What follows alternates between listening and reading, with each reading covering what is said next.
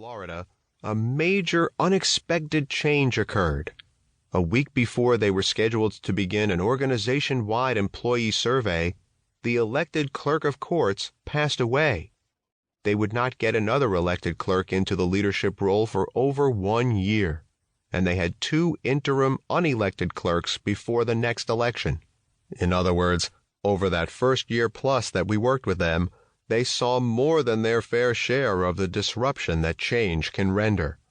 During that time, the office was experiencing significant breakdowns in trust throughout all levels of the organization. The results of the employee survey we were to help them run would have been quite useful to them at the time, but unfortunately, with the death of their leader, the data wound up being put on hold. When the new official took office, she came with a different vision about how to improve the organization, and the survey results remained idle indefinitely.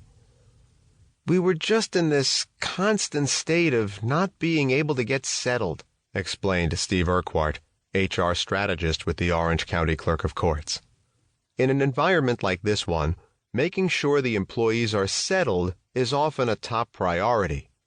The vast majority of the employees with the organization serve in a clerical role, which means that any change to the process, whether procedural or technology-based, tends to disrupt workflows and impact employee morale.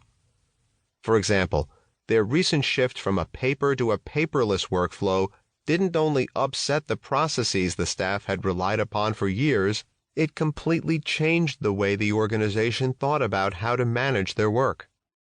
It has had an impact on the organization because it requires you to think differently about the work and push more empowerment down to the frontline employees. A technological shift like this one stretches our functional capabilities and many of our employees' comfort levels. From the outside looking in, this kind of workflow change might seem like a trivial matter. But here we are talking about people who have been performing clerical tasks the exact same way for 10, 15, and even 20 years. That seemingly small shift was often enough to turn some people's career perspectives upside down.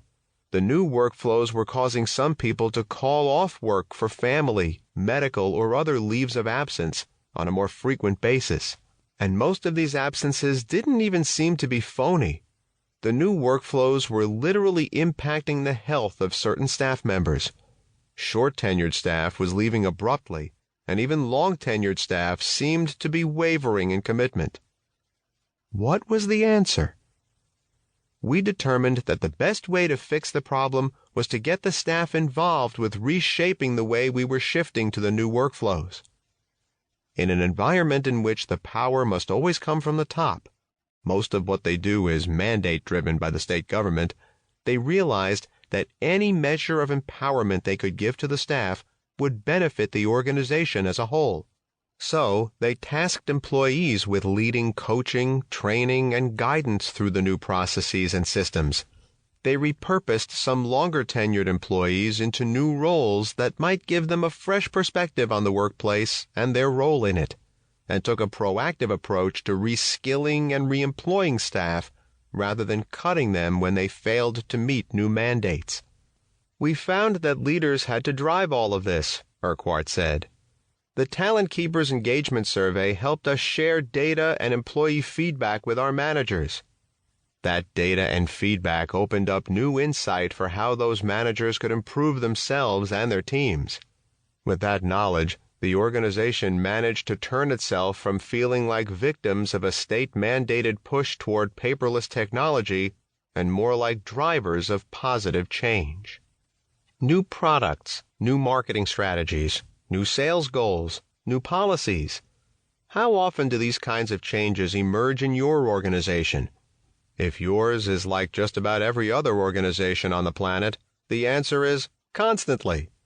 Almost across the board, the difference between high-performing organizations and everyone else is that the former's leadership structure, from top to bottom, is equipped to foster, manage, and communicate the reasons for that change, details of the change, the benefit of the changes to the organization, and how the change will affect employees.